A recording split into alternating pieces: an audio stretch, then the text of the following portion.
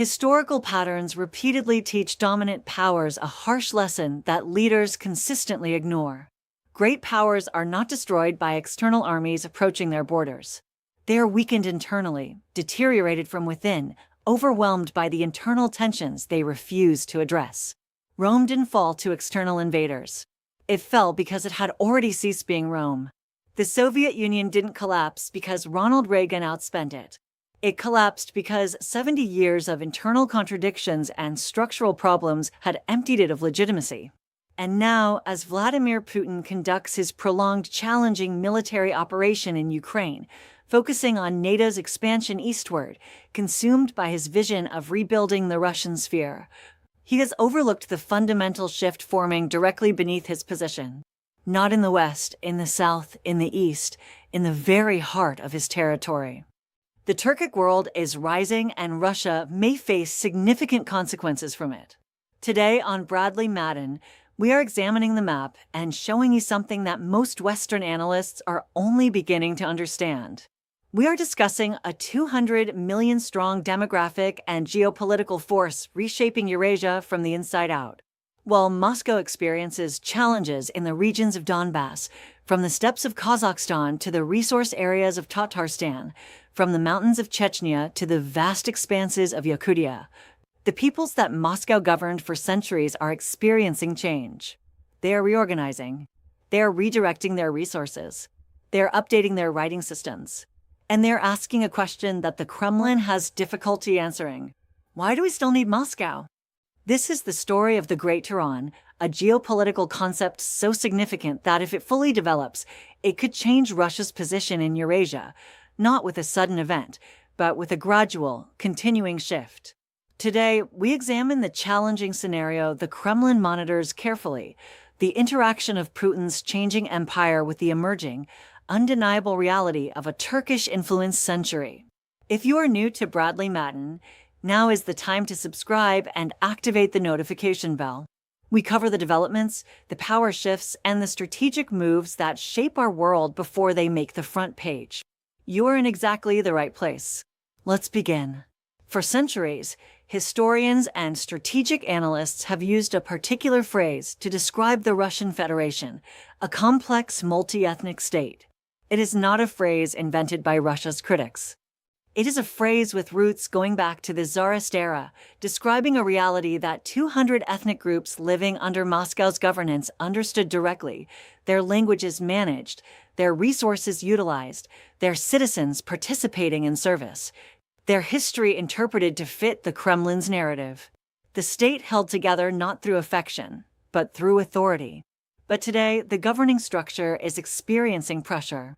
Resources are being directed to the situation in Ukraine.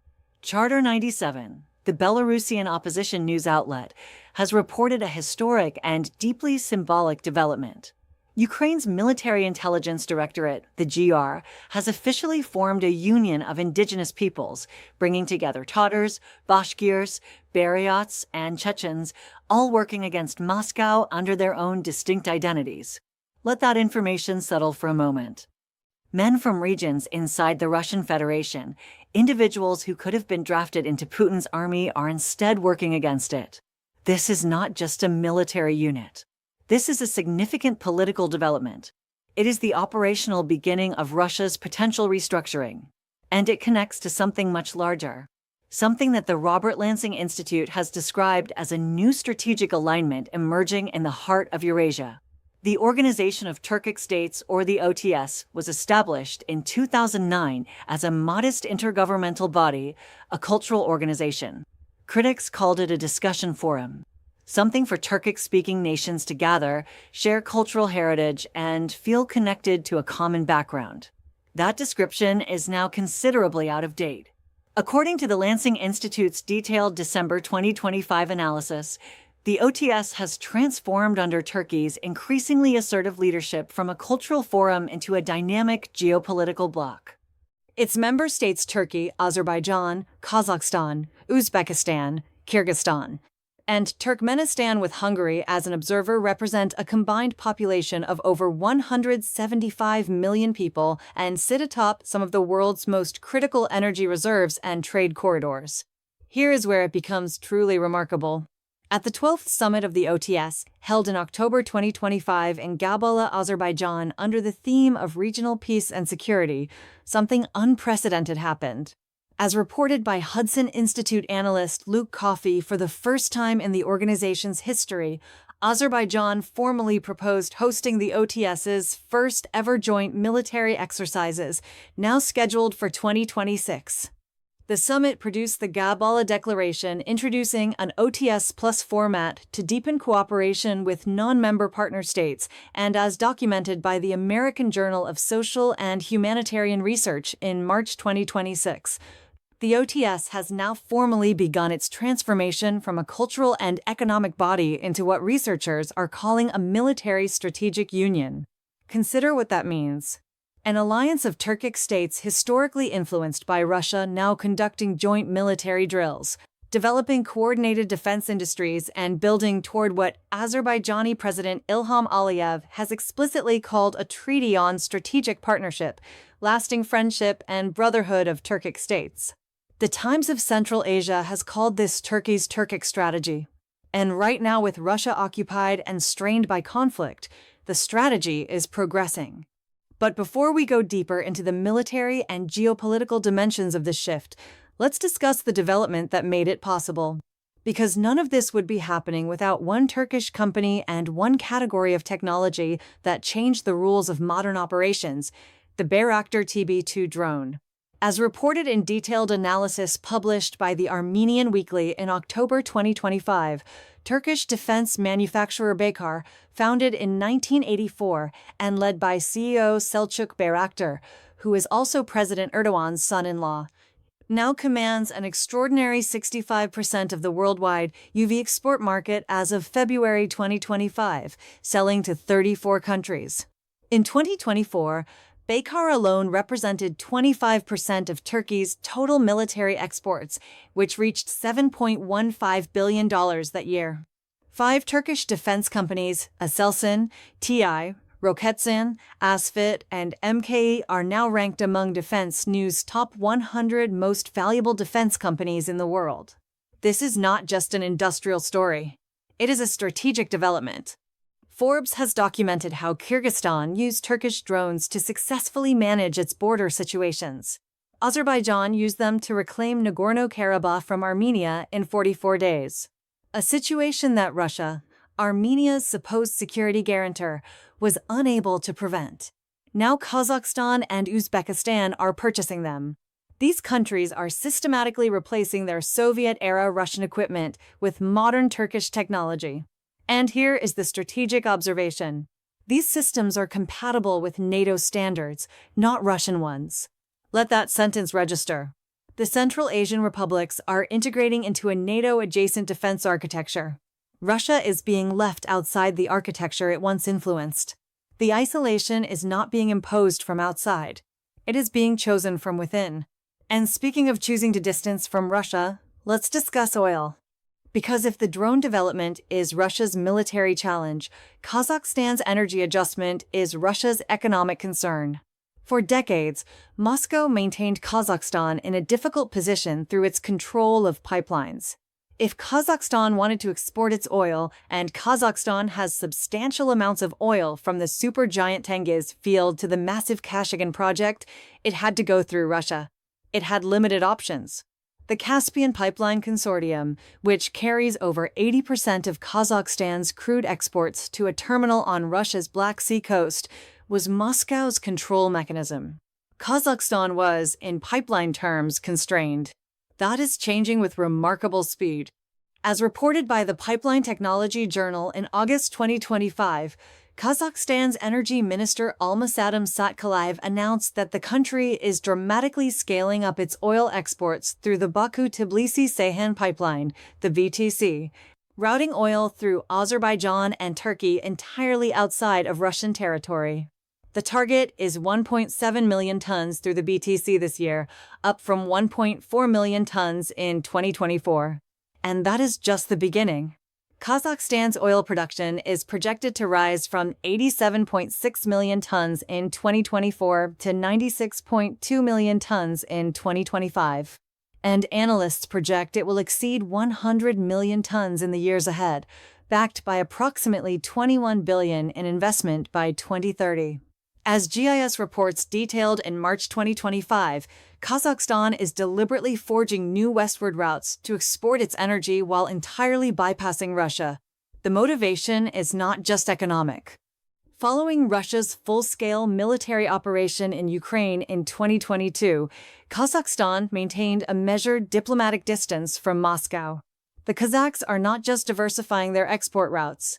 They are strategically adjusting from a relationship they no longer consider optimal or necessary.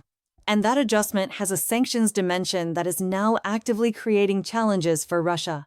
Ukraine's Foreign Intelligence Service, the SCRU, confirmed in December 2025, as reported by Kyiv Post, that Kazakhstan has introduced comprehensive new export controls, mandating licensing for exports of goods subject to Western sanctions and dramatically enhancing monitoring of products imported from the EU, the United States, and the United Kingdom.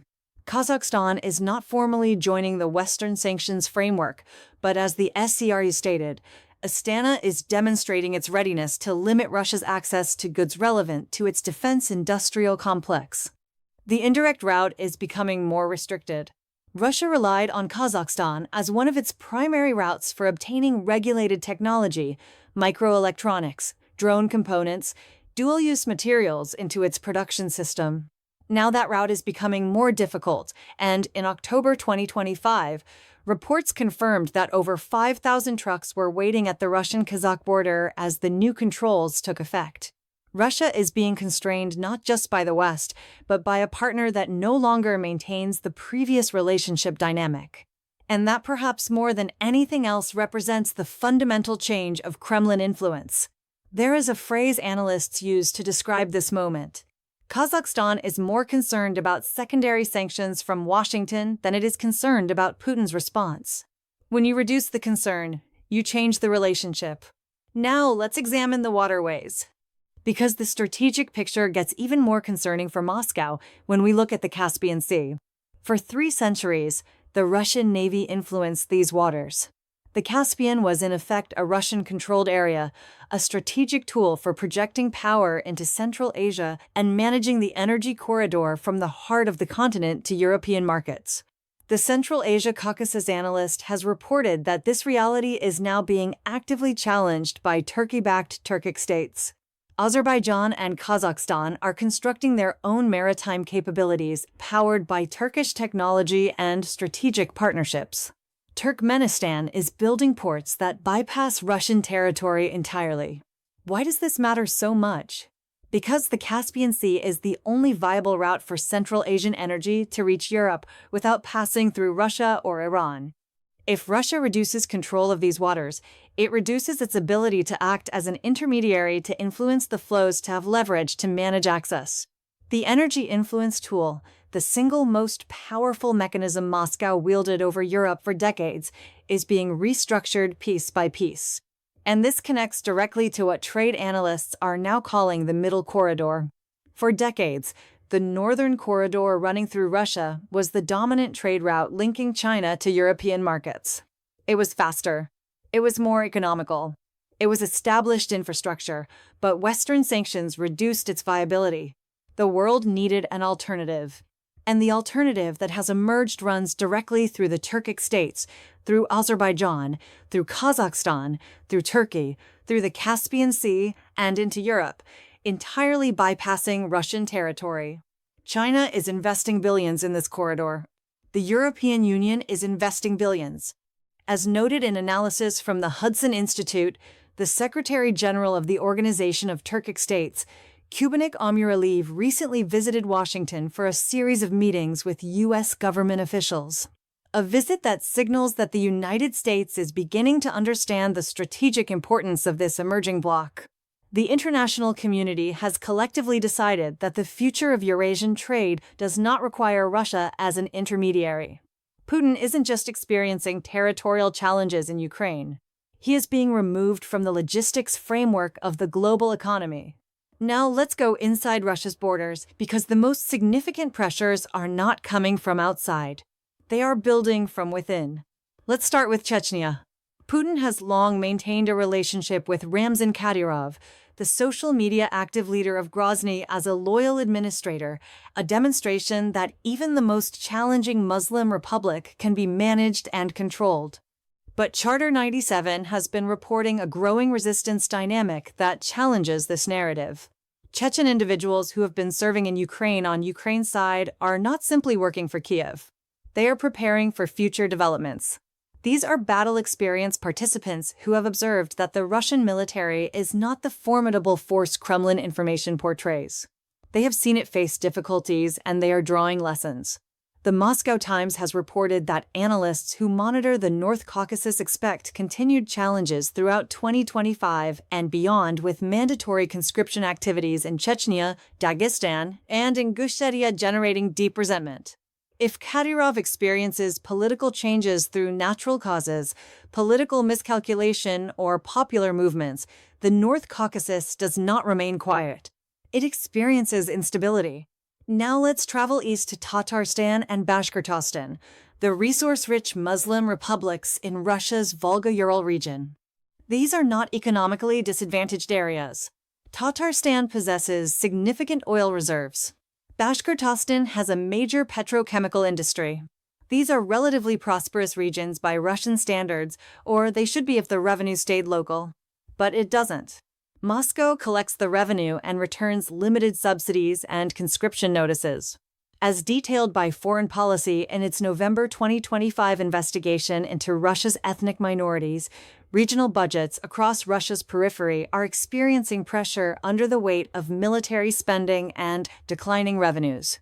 In Kursk, authorities are reducing education and healthcare budgets to maintain solvency. Teachers face compensation reductions. Small businesses are experiencing new tax obligations to cover widening deficits. Here is a number that tells the whole story. Russia's 2026 budget will reduce funding for 18 of 51 state programs. While spending on police, the National Guard, and internal security agencies will rise by 13% to a record $47 billion. The Kremlin is reducing services for its people while spending more to manage them. That is not the budget of a confident empire. That is the budget of a government preparing for internal challenges.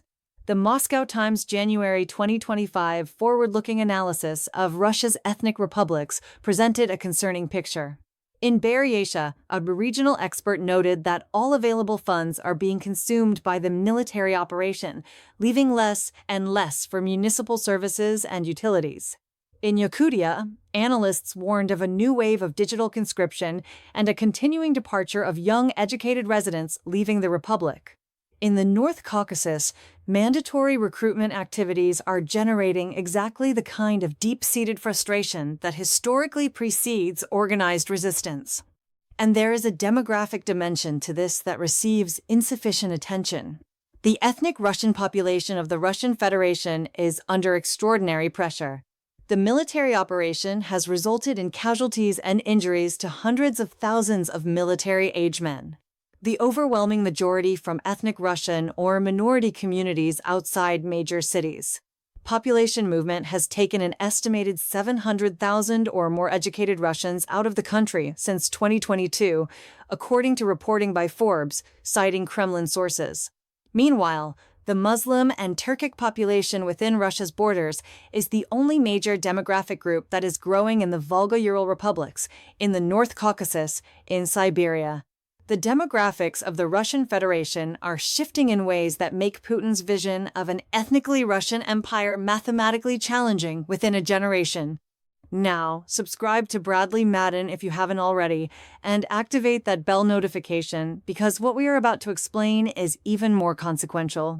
We are going to show you the cultural transformation of the empire, how an alphabet change is a declaration of civilizational independence, and what the map of Eurasia may look like 5 years from now. Let's discuss the most powerful tool Ukraine has given to Russia's minority peoples. It is not a drone. It is not artillery. It is a platform. The participants of the Siberian Battalion, the Tehran Battalion, the Bashkir and Tatar units working under Ukraine's direction. These individuals are recording videos in their native languages: Tatar, Yakut, Bashkir. They are broadcasting on Telegram and TikTok, bypassing Kremlin information control completely. And the message they are sending home is compellingly simple. Moscow is using us as expendable forces. We are experiencing losses for a government that has never prioritized whether we lived. Understand the situation. This is a colonial conflict, and we are the colony. This message is not reaching the population through state channels. It is arriving on smartphones. It is being shared in private messages between relatives and friends and old classmates. And according to analysts quoted by Radio Free Europe, it is awakening a national consciousness that has been managed for a century. As historian perspectives have stated publicly, the structural change Putin is experiencing might not begin in Moscow. It might begin in the North Caucasus or in the wealthy republics of Tatarstan and Bashkortostan, where people live on resource-rich land while their infrastructure deteriorates and their sons return in difficult circumstances. The participants of Russia's future armed forces may have names like Mohammed and Chiggiz. Will they serve and sacrifice for Moscow? Historical patterns suggest the answer is unlikely. Now let's examine Turkey's strategic approach, because the drone sales and the oil corridors are only the visible layer. Beneath them is something deeper, more patient, and ultimately more transformative. It is what the Times of Central Asia calls the Turkish strategy, and it operates on a time frame of decades rather than news cycles. While Russia has been conducting military operations in Ukraine, Turkey has been developing projects in Central Asia.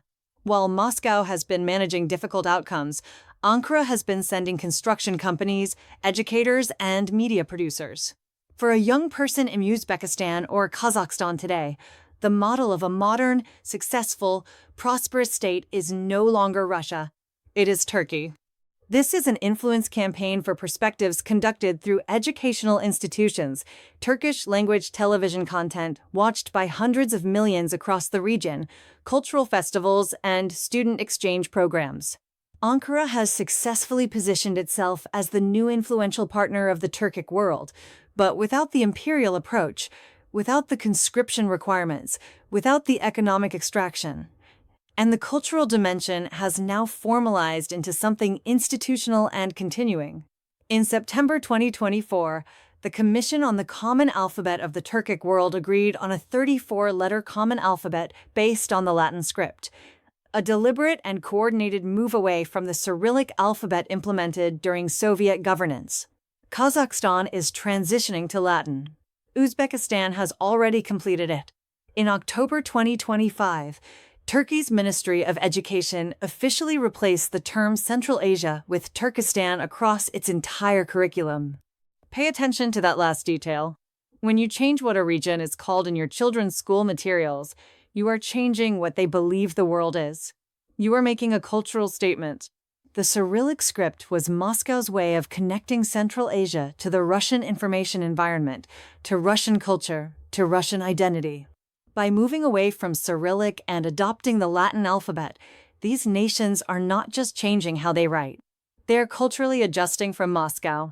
They are aligning their digital infrastructure, their education, their economic and cultural future with Ankara and the West. Putin communicates in Russian.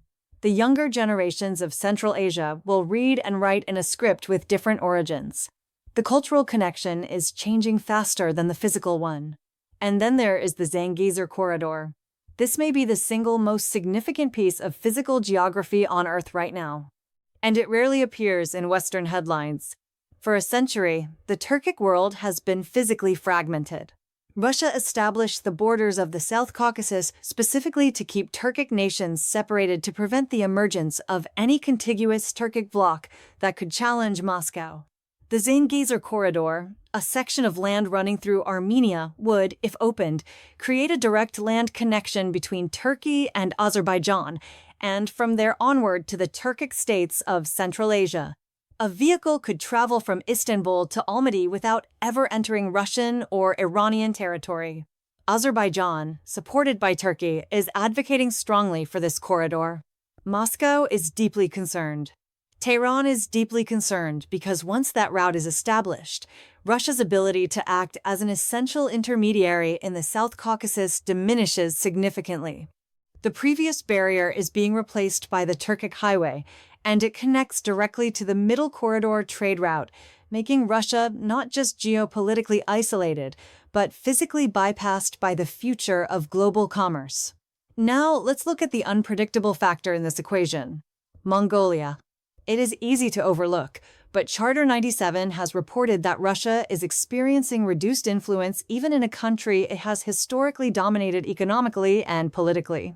More importantly, Putin urgently needs to build the Power of Siberia 2 pipeline through Mongolian territory to sell Siberian gas to China, his major economic adjustment away from Europe now that Western markets are restricted. But Ulaanbaatar is delaying. Mongolia is observing the rise of the Turkic bloc. It is observing the United States express interest in Central Asian partnerships, and it is calculating whether it needs to remain a Russian economic dependent or whether a new alignment is possible. If Mongolia declines to approve the pipeline, Putin's entire Asia strategy experiences significant challenges. He would be surrounded by neighbors who perceive his weakness and have chosen to act accordingly. And speaking of the Far East, let's go to Vladivostok. Charter 97 has reported the largest demonstration scene in years in Russia's Pacific port city. The reason: the heating systems experienced failures. People were experiencing cold in their homes while resource-loaded ships sailed past their windows bound for China. This is the resource management reality of Putin's Russia, illustrated clearly in a single image. The resources of the Russian Far East are being exported to fund a military operation thousands of miles away, while the people who live near those resources cannot heat their homes in winter. The frustration in Vladivostok is not ideological. It is immediate. It is personal. The people of the Russian Far East are asking the same question that the people of Tatarstan, Chechnya, Buryatia, and Yakutia are asking. If Moscow extracts everything and provides limited return, why do we need Moscow? Now, let's assess where we are. Putin initiated military operations in Ukraine to prevent NATO from expanding to Russia's proximity. He wanted to demonstrate Russian power, to reunify what he saw as the Russian sphere, to make Russia respected and influential again. Instead, he has achieved the precise opposite on every front. He has made NATO stronger and larger, adding Finland and Sweden to the alliance. He has made Russia's military appear less capable, unable to sustain operations against a far smaller neighbor. He has encouraged Kazakhstan, Uzbekistan, Azerbaijan, and Kyrgyzstan into stronger relationships with Turkey and toward NATO-compatible defense architectures. He has accelerated the construction of trade corridors that reduce Russia's role as the essential Eurasian intermediary. He has strained the very ethnic minority regions whose cooperation he needed most. And he has created conditions for a restructuring movement inside his own borders that he has difficulty managing. The Great Tehran is no longer an intellectual concept discussed by historians in Ankara. It is a geopolitical reality being developed in the space created by Russia's challenges. The organizational framework exists. The military technology exists. The energy independence is being constructed. The cultural unification is underway. The trade corridors are being built. And most significantly, the psychological shift the moment when concern about Moscow stopped being the primary driver of decision-making across the Turkic world has already happened. Putin initiated military operations to recreate the Soviet Union. Does the rise of the Turkic bloc represent a new era in Eurasian geopolitics? Or are there forces maintaining Moscow's cohesion that we are underestimating? This is exactly the kind of deep, contested question that we explore every week here at Bradley Madden. Share your analysis in the comments below. We read every single one, and the best ones inspire our next videos. If this kind of strategic analysis is what you appreciate, make sure you are subscribed to Bradley Madden and that your notifications are activated. We are covering the stories that matter. The shifting alliances, the emerging powers, the fundamental moves that most channels overlook entirely. The future is being written right now in places most people haven't examined yet. We will, of course, keep you updated as the OTS's first military exercises approach in 2026. As Kazakhstan's energy adjustment accelerates and as the pressure on Russia's ethnic republics continues to develop, these are not stories with conclusions yet. They are stories in progress, and we will be here for every chapter. Thank you for watching Bradley Madden.